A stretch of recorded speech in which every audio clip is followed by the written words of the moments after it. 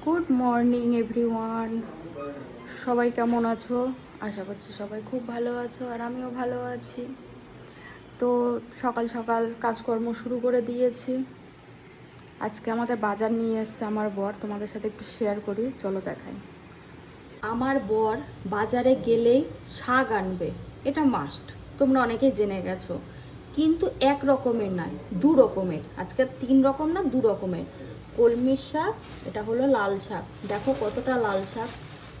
আর এখানে আছে গাজর, বিনস, ক্যাপসিকাম, এটা ফ্রাইড রাইস খাওয়ার জন্য। আর দেখো এনেছে 2 কিলো আম, হিমসাগর আম। আমি যেহেতু হিমসাগর আম ছাড়া খাই না, তো হিমসাগর আম। আর এনেছে হলো, এটা হলো রুই নয় কাতলা, যাই হোক হবে, সাথে ডিম, আমি বলেছিলাম ডিম নিয়ে এসছে। আর এটা হলো ঢাইং মাছ। এই মাছটা তোমরা কারা কারা খেয়েছো অবশ্যই কমেন্ট করে জানাবে। আমার তো ফেভারিট মাছ এটা। আজকে বাজারে উঠেছিল, পেয়েছে, তাই উনি মিস করেনি, নিয়ে চলে এসছে। তো এখন বাজার টাজার গোছাবো, রান্না করব, অনেক কাজ অনেক কাজ।